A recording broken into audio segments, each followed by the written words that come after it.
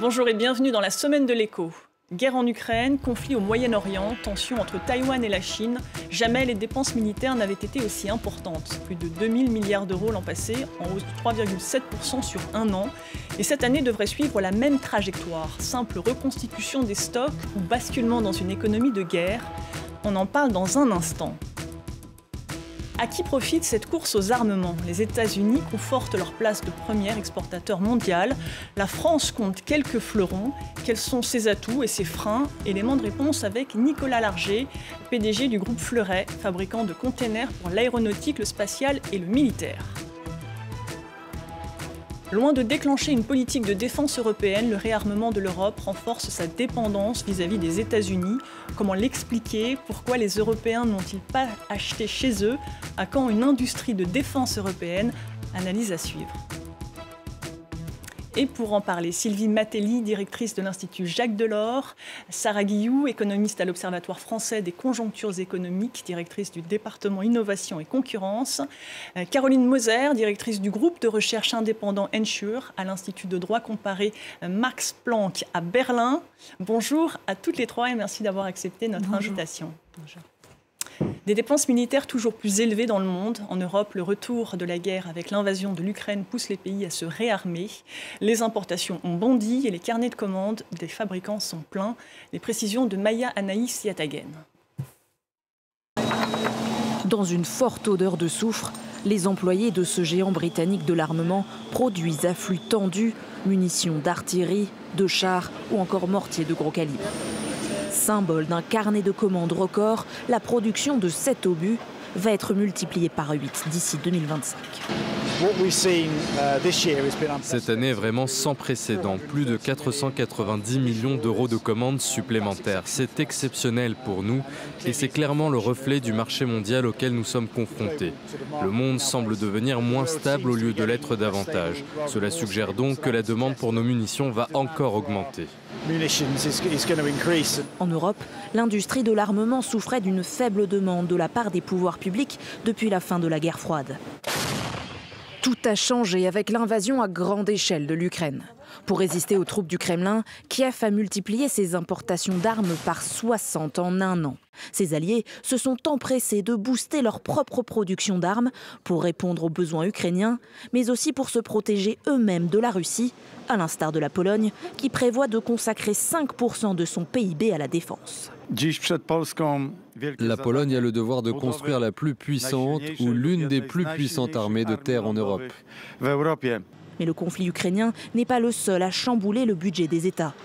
La politique chinoise en zone Indo-Pacifique, les tensions entre l'Inde et le Pakistan ou encore la guerre entre Israël et le Hamas contribuent au succès de l'industrie de l'armement.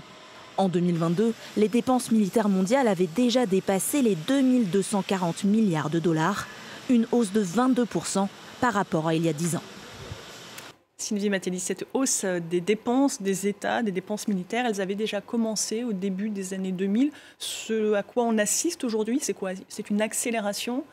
Alors aujourd'hui, on assiste effectivement à une accélération qui est portée par l'Europe, alors pas uniquement, mais qui est complétée par l'Europe par rapport à ce qu'on connaissait et qui est un effet guerre en Ukraine avec deux phénomènes. Le premier phénomène, c'est l'idée que la menace est à nos portes et qu'il faut se réarmer. Là où, ça a été très bien dit dans votre reportage, depuis 30 ans, les budgets militaires étaient plutôt en baisse en Europe. Alors on avait constater une première augmentation après 2014 et l'affaire de la Crimée, mais pas partout en Europe et pas dans tous les pays. Par contre, la guerre en Ukraine a véritablement généralisé les augmentations en Europe.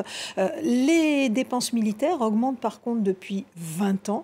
Et ça, c'est le fait de plusieurs phénomènes. C'est le fait des montées des tensions, mais c'est le fait aussi du développement économique d'un certain nombre de pays, ce qu'on appelle les pays émergents, dont la Chine ou l'Inde, qui pour protéger un PIB, une des richesses qui sont plus importantes, augmentent aussi leurs dépenses militaires et aussi parce qu'ils ont plus de moyens, donc ils augmentent leurs dépenses militaires. Sarah Guillou, en France, la dernière loi de programmation militaire de 2024-2030 prévoit une augmentation du budget des armées de 400 milliards d'euros sur 7 ans, soit 57 milliards d'euros en moyenne par an, contre 43,9 en 2023. C'est quoi? C'est du jamais vu? Alors, ça s'inscrit dans la progression dont vient de parler Sylvie Matelli, c'est-à-dire une augmentation des budgets et de la dépense. Il y a eu un ralentissement avant les années 2015, une augmentation progressive. Donc là, il y a une accélération, c'est assez clair, et une volonté de montrer qu'il y a un engagement de l'État en faveur des industries de la défense en France. Donc c'est un peu plus de 400 milliards sur 7 ans. Effectivement, ça va faire augmenter les dépenses d'entre 10 à 15% par rapport à l'année 2022. Donc c'est non négligeable et ça répond aussi au fait que les dépenses militaires sont de plus en plus chères. C'est-à-dire c'est non seulement une augmentation des volumes d'armes, mais également du prix, parce que le coût technologique aujourd'hui de l'armement il y a une inflation technologique, c'est ça? Une inflation technologique qui exige, notamment pour les questions de cybersécurité, et qui exige des dépenses supplémentaires. Caroline Moser, le gouvernement allemand s'est doté d'un fonds de 100 milliards d'euros. Il aura fallu une guerre à ses frontières, enfin en tout cas aux frontières de l'Europe, pour que Berlin rompe finalement avec des années de désinvestissement militaire? Oui, en quelque sorte. Donc, ça a déjà été mentionné qu'en 2014, il y a eu une première hausse des budgets et l'Allemagne avait déjà à l'époque augmenté son budget. Donc, suite à l'annexion de la Crimée par la Russie. Oui, exactement. Et encore une fois, de manière considérable, suite à l'invasion russe en Ukraine. Mais il faut aussi dire que pendant de très très longues années, l'Allemagne n'avait pas dépensé beaucoup pour son armée. Et ce qu'elle avait dépensé, elle ne l'avait pas forcément fait d'une manière très efficace. Donc la Cour des comptes fédérale, depuis 10 ans, nous dit très clairement qu'il fallait changer quelque chose et que l'armée n'était pas très très bien équipée et que ça ne fonctionnait pas. Et en fait, c'est plutôt une prise de conscience maintenant qui a ensuite entraîné encore une fois une hausse du budget, au moins pour l'année en cours, pour répondre à cette nouvelle donne géopolitique. Et 100 milliards sur 5 ans, est-ce un simple rattrapage ou de quoi remplir ses engagements vis-à-vis de l'OTAN, c'est-à-dire 2% de ces dépenses qui représentent 2% de la richesse nationale?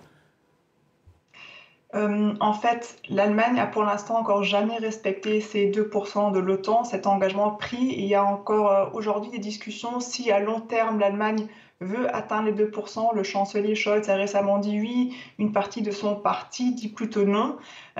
Donc ce fonds supplémentaire aide effectivement à maintenant combler quelques trous qui seront assez considérables, mais ça ne sera absolument pas suffisant pour maintenir cette cadence dans les années à venir.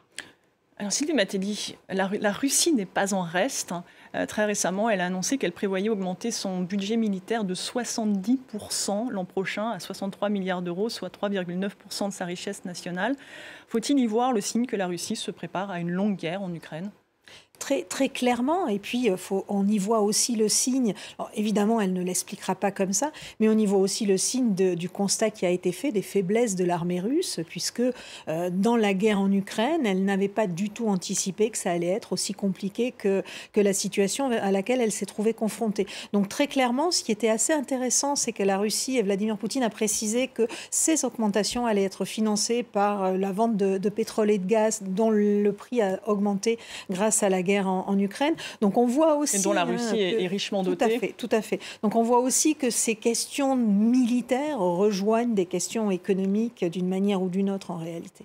En même temps, parallèlement, on voit que le pays, la Russie, annonce sa sortie de plusieurs traités. C'est quoi? C'est la fin de la détente? On est loin de cette détente des années 60-70?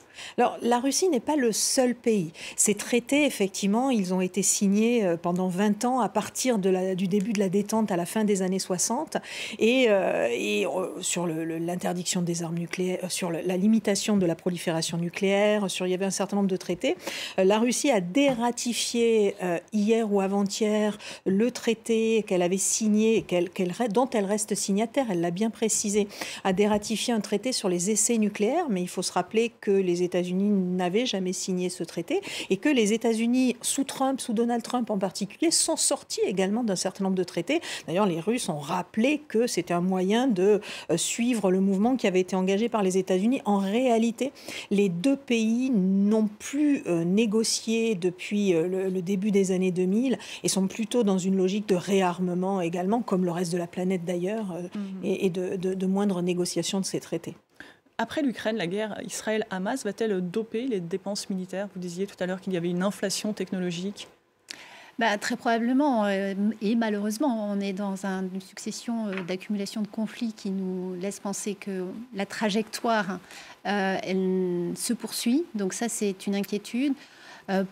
Pour répondre sur la Russie aussi, je pense que ça va être compliqué pour les Russes d'augmenter leurs dépenses militaires, même s'ils ont cette manne de l'énergie.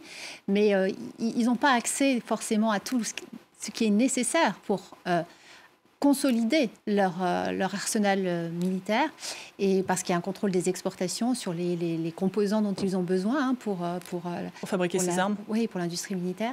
Donc ça va être compliqué. Puis il y a une histoire aussi de préférence, c'est-à-dire que là, il y a un arbitrage budgétaire qui est quand même très défavorable à la population russe. Et combien de temps la population russe va-t-elle l'accepter ? Oui, parce que ça se fera forcément au détriment d'autres dépenses, notamment sociales. Et oui, parce que les contraintes budgétaires, elles existent pour tout le monde. Même si vous avez une ressource, effectivement, des exportations de gaz et de pétrole, même si ces flux aussi sont très contrôlés aujourd'hui.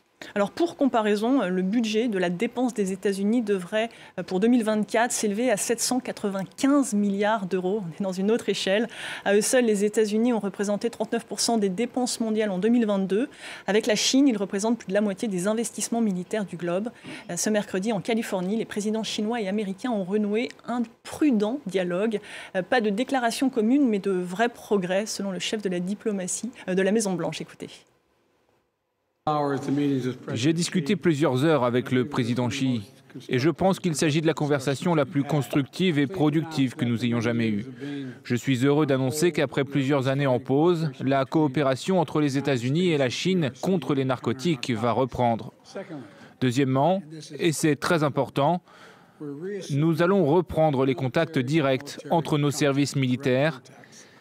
Comme beaucoup d'entre vous le savent, les relations ont été coupées et inquiétantes après un incident.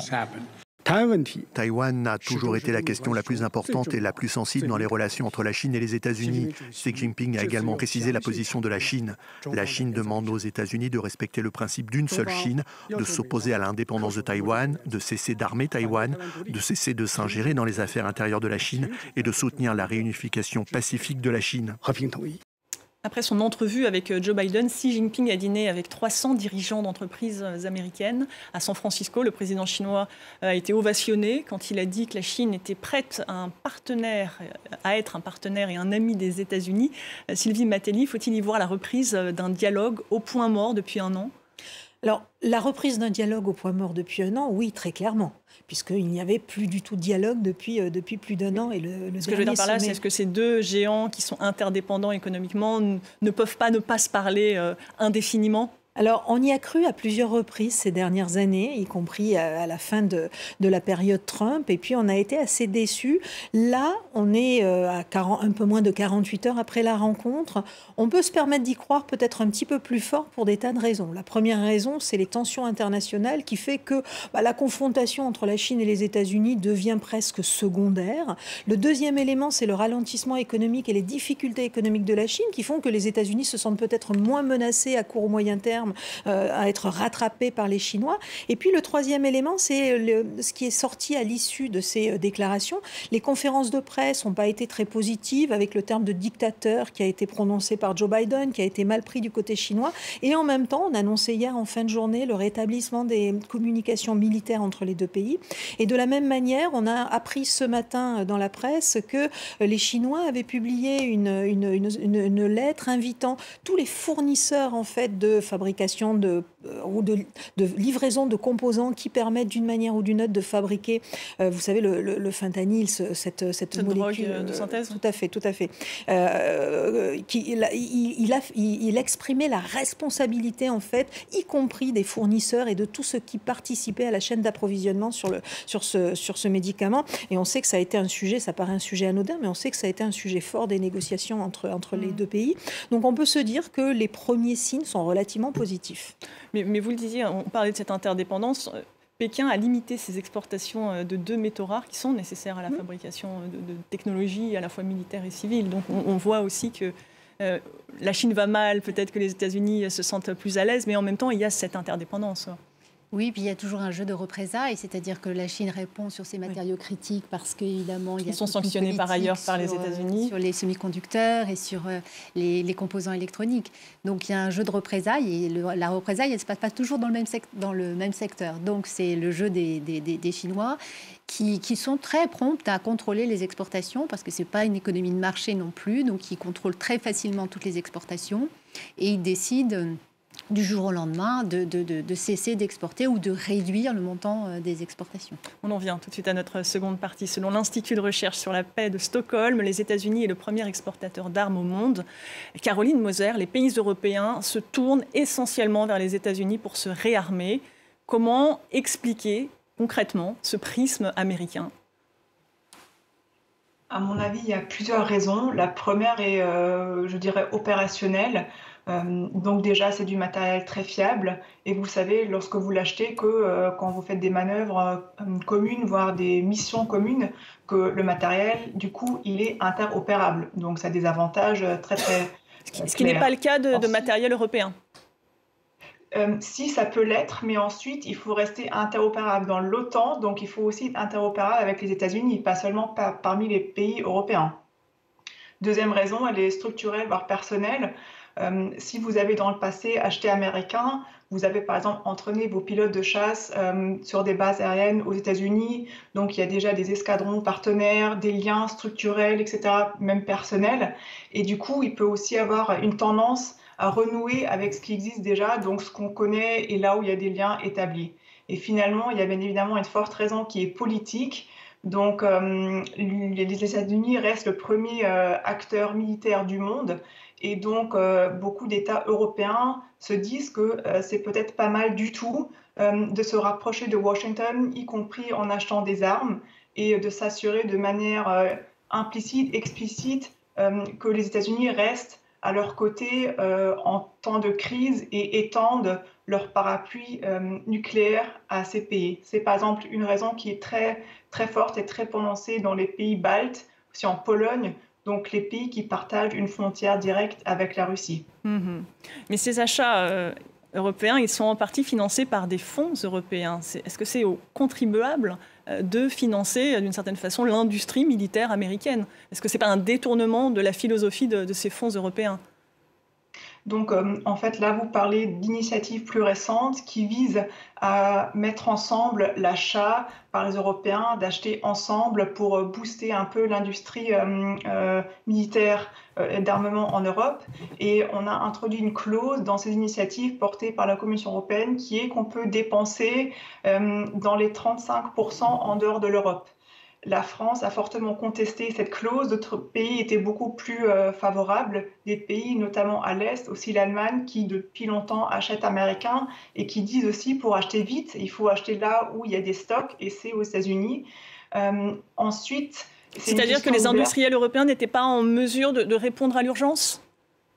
Pas dans tous les secteurs. C'est aussi pour ça que la Commission a décidé de booster ça, de par exemple mettre en place une initiative pour beaucoup augmenter la production de munitions qu'on a vu depuis juin. Et vous avez certainement aussi lu dans la presse que ça marchait en partie, mais on n'arrive pas à livrer autant de munitions qu'on voulait à l'Ukraine, aussi parce qu'on n'arrive pas à en produire autant dans une courte durée. Donc ça aussi, ça fait partie des réalités malheureusement. Alors, la France compte quand même quelques fleurons, on pense bien évidemment aux Rafales, mais aussi dans le secteur des missiles, des frégates ou encore des sous-marins. Nicolas Larger, vous produisez des containers pour des Rafales, des moteurs, des missiles. Cette course aux armements actuels se ressent-elle sur votre activité, sur votre chiffre d'affaires? Et dans quelle mesure?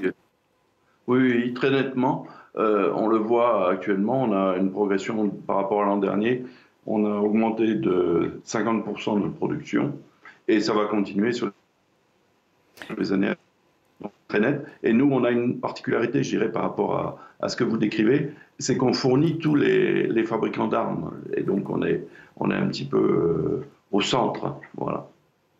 Est-ce que on parlait de certains secteurs de l'armement européen qui ne parvenaient pas à tenir ces délais extrêmement urgents? Est-ce que vous, face à ce carnet de commandes qui s'est rempli extrêmement vite, que vous décrivez, est-ce que vous parvenez à tenir vos cadences Et sinon, pourquoi?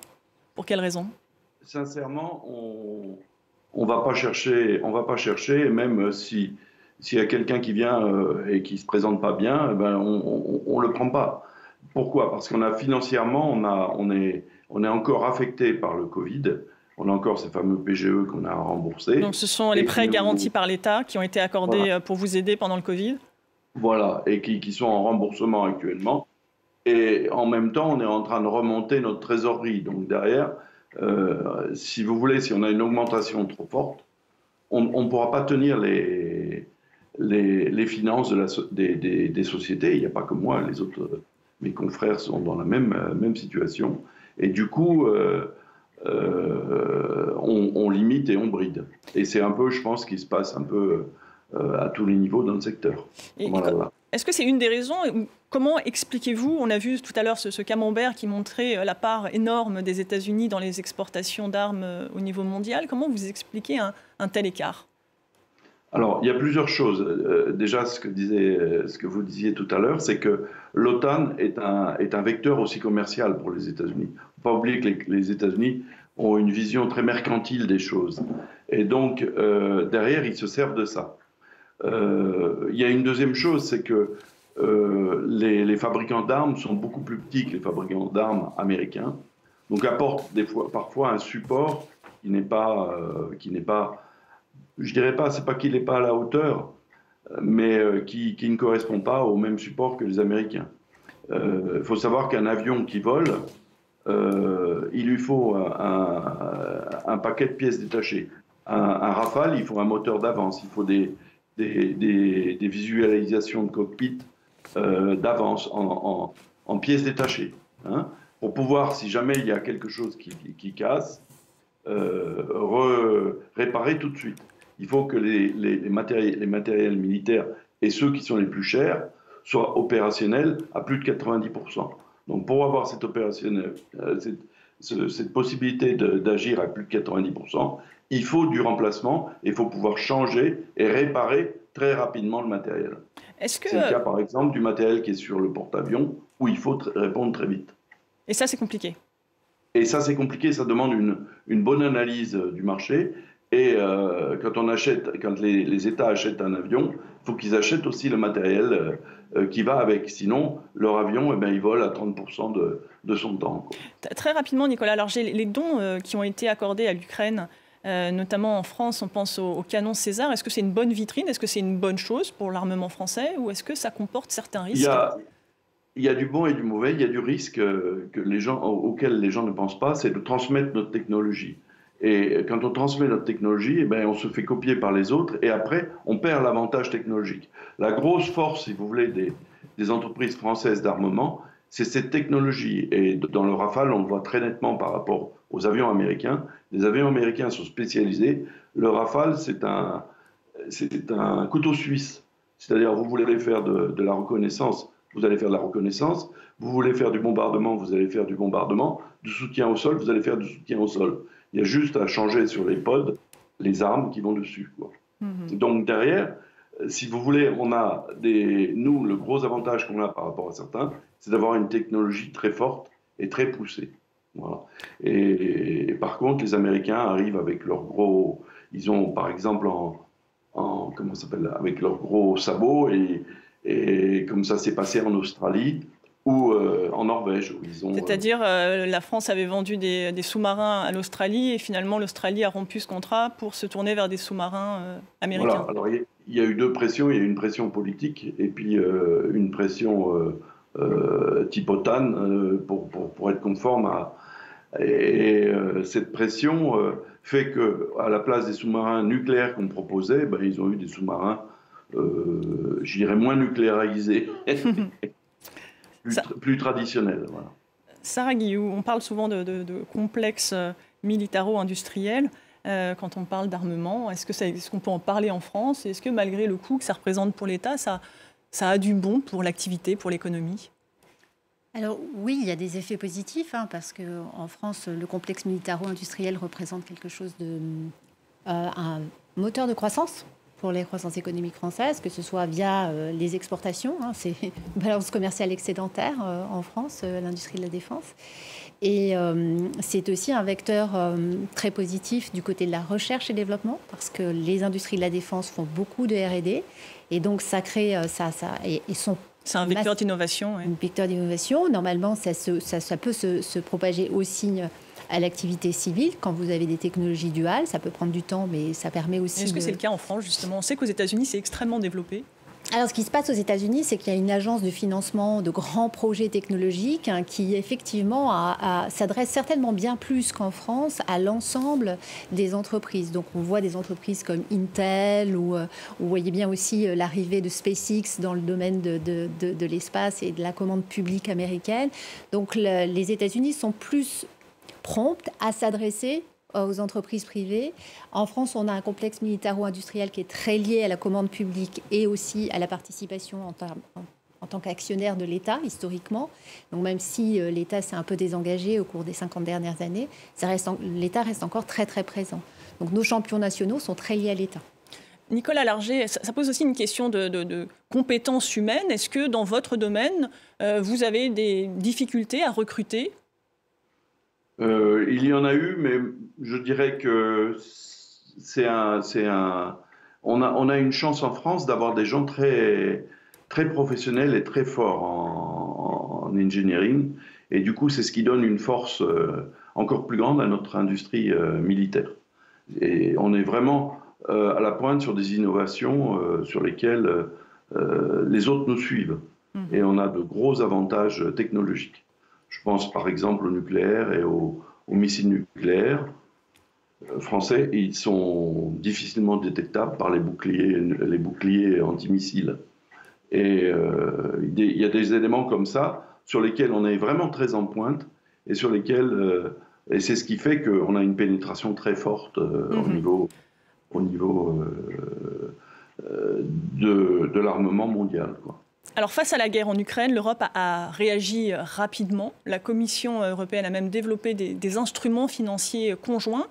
Caroline Moser, comment expliquer que la mise en œuvre de ces moyens par les États membres soit si compliquée ? Bon, déjà, pour recontextualiser, donc normalement, tout ce qui est question de défense, ça reste une prérogative nationale. Donc c'est les États membres qui décident de comment ça avance, y compris dans le cadre européen.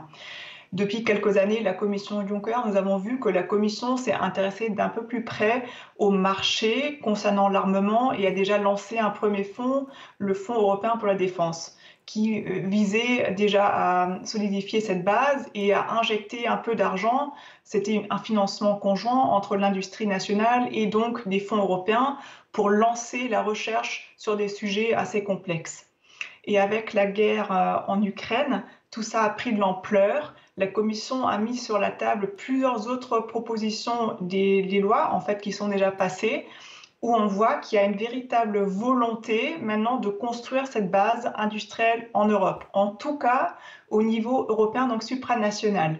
Les États membres, quant à eux, bien évidemment, ils ont aussi des intérêts nationaux et stratégiques, garder leur souveraineté dans ce domaine clé des intérêts industriels. Et ces intérêts ne sont pas forcément toujours compatibles.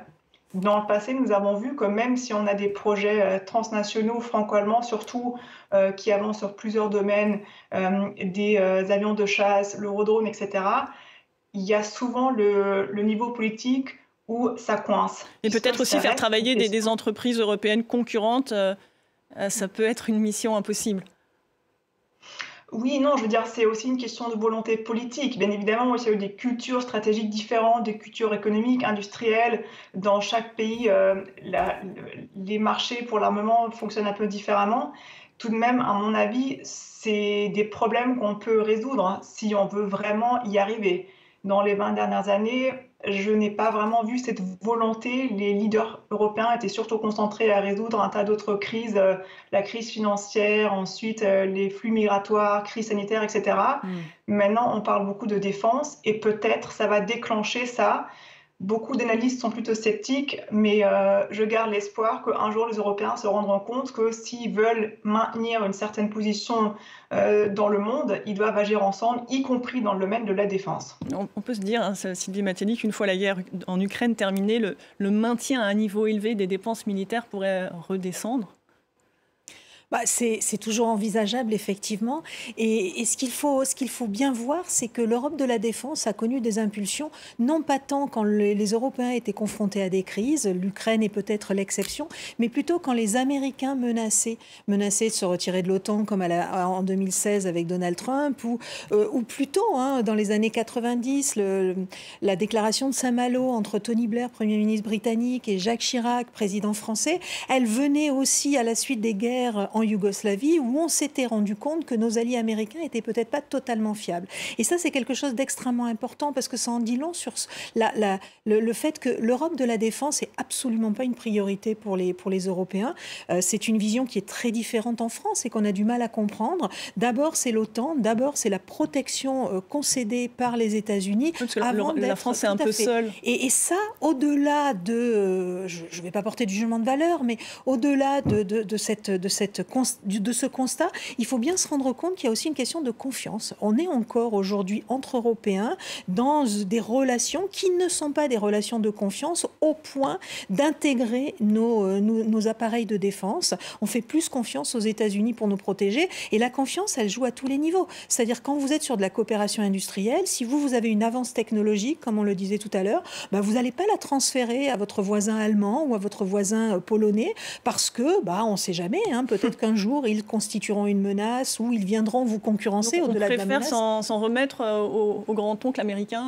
Tout à fait. On préfère s'en remettre acheter aux États-Unis parce que ça nous donne une garantie de sécurité que de coopérer. Et je vous ai parlé de la dimension industrielle, mais cette question de confiance entre nous, vous pourriez la décliner à tous les niveaux, depuis le niveau le plus stratégique et le plus politique jusqu'au niveau, ne serait-ce même des relations entre les grands industriels et les PME, les grands industriels préférant travailler avec des entreprises nationales, voire étant limités par les agences d'acquisition nationales à travailler avec des fournisseurs nationaux que d'aller travailler en européen. Donc on se rend compte que, comme le disait Caroline tout à l'heure, on a une volonté supranationale, une volonté de la Commission européenne d'intégrer, mais qui se heurte à beaucoup de difficultés nationales. Oui, et Caroline Mosser nous disait également qu'il y avait une succession de crises en Europe, une escalade des risques qu'ils soient migratoires, environnementaux, énergétiques, sociaux, tout cela dans un contexte de contraintes budgétaires. C'est un peu la même question que pour la Russie. À un moment donné, il va falloir faire des arbitrages.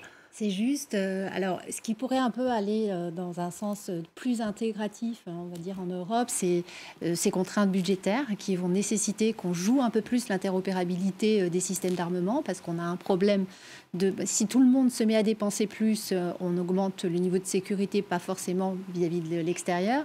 Et puis surtout, ça exerce une contrainte budgétaire et des arbitrages. Donc, une source d'économie, c'est la coopération et viser des coopérations industrielles permettant plus d'interopérabilité entre les systèmes d'armement. Ça, c'est un vrai problème qu'on a vis-à-vis des États-Unis, c'est-à-dire qu'on a effectivement une trop grande multiplicité de systèmes d'armement, de chars, de types de chars, de types d'avions de combat. Et donc, il y a des efforts qui sont faits au niveau de la Commission européenne qui effectivement vont dans ce sens. Mais typiquement, l'industrie de la défense, c'est quand même le lieu même du patriotisme, donc du patriotisme économique, et c'est là toute la difficulté. Nicolas Larger, on le disait tout à l'heure, il y a eu tout un tas de grands projets européens, un futur char, ou plutôt un char du futur, une artillerie du futur, ou encore un eurodrone, et tous ces programmes aujourd'hui sont à l'arrêt. Est-ce que, je ne sais pas, un Airbus européen militaire, est-ce que vous y croyez encore en tant qu'industriel ? Bien, je pense qu'on met la charrue avant les bœufs. Le gros problème de base aussi, c'est l'OTAN. Si vous êtes mis dans un traité et que tous vos armements sont calés par rapport à ce traité OTAN, ça vous bloque vis-à-vis de vous-même. Vous vous retournez vers vous-même et vos armes, vous les gardez pour vous-même. Vous n'allez pas les diffuser. Avoir une arme et avoir une avance technologique, ça nous protège aussi. Et je vais vous donner un exemple. Vous allez chez Airbus, dans certains secteurs d'Airbus, les Allemands n'ont pas le droit d'y aller, les Autrichiens n'ont pas le droit d'y aller, c'est interdit, par exemple dans les sous-marins. Et ça se trouve dans les mêmes usines que celles qui fabriquent des réflecteurs pour les radars et des choses comme ça. Donc ça, c'est intrinsèquement, s'il n'y a pas déjà une base de fusion dans le pays, et la base de fusion, elle se trouve au niveau individuel. La fusion, même au niveau des industries, ne se fera pas, parce que les militaires mettront les pieds sur les freins. Et que concrètement peut faire l'Europe pour vous aider ? Mais c'est continuer à développer des programmes de coopération, oui, tout à fait. Participer au financement. Il faut savoir qu'il est obligatoire, par exemple pour un avion, même civil, qu'il y ait un financement d'État. Ce n'est pas possible autrement. Et que ce soit un petit avion ou un gros avion. Parce que les montants investis par les entreprises sont beaucoup trop importants pour une seule entreprise. C'est comme le tunnel sous la Manche, si c'est fait par un particulier, il faut vraiment avoir les reins solides. Malheureusement, on n'a pas d'Elon Musk en France. Mais c'est un peu ça le problème de base. Donc derrière, on est aussi lié par l'État. Si l'État ne veut pas, ça ne suit pas. Donc il y a toute une harmonie à avoir, qu'on a eue en France jusqu'à présent, mais dans les autres pays européens, elle n'est pas forcément là aussi. Sylvie Matelli. Donc c'est difficile à construire. Sylvie Matelli, on a bien compris toutes les difficultés. Comment peut-on, en ce contexte, sortir de cette dépendance vis-à-vis des États-Unis en Europe ? Est-ce qu'il faut un Elon Musk ? Sortir de la dépendance, encore faudrait-il le vouloir. Je crois que quand on a parlé de l'OTAN, on a donné la raison pour laquelle un certain nombre d'Européens ne souhaitent pas. Quand il est question, par exemple, de défragmenter le marché de l'armement, certains pays vous répondent « oui, c'est facile, on achète tous des équipements américains et comme ça, on n'a qu'un équipement en Europe ».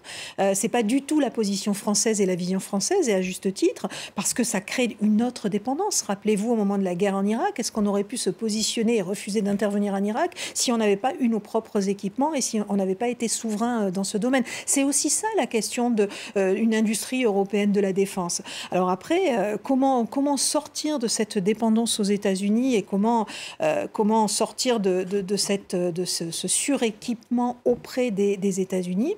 Il y a tout un travail qui a été engagé depuis des années, qui avance et qui recule suivant les périodes, qui consiste à acculturer, on va dire, des pays qui ne le sont pas forcément autant que les pays qui disposent d'une BITD, qui ont une politique de défense autonome depuis très longtemps, en expliquant les menaces auxquelles nous sommes confrontés, l'importance que peut avoir l'industrie de la défense, ce qu'elle peut aussi, toute cette notion, vous parliez de complexe militaro-industriel, moi j'aime bien garder le terme pour les États-Unis. Je pense qu'en Europe, on est plus dans des logiques d'écosystème en fait industriel, avec des industriels de la défense qui ne sont pas suffisamment forts et suffisamment gros pour constituer un complexe, mais qui en tout cas participent de la diffusion des technologies vers d'autres industries.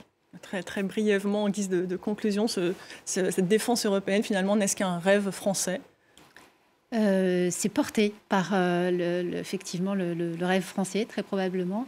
Malheureusement, c'est quand l'Europe aura besoin aussi d'agir, d'intervenir, plutôt que de penser juste à sa sécurité, qui fait qu'elle se reporte sur l'OTAN, mais quand elle aura besoin, qu'elle décidera aussi d'intervenir, peut-être choisira-t-elle plus d'intégrer ces différents systèmes. Merci beaucoup, en tout cas, à tous les quatre d'avoir participé à ce passionnant débat. On en reparlera probablement dans une prochaine édition. Merci à vous de nous avoir suivis. L'information continue sur France 24.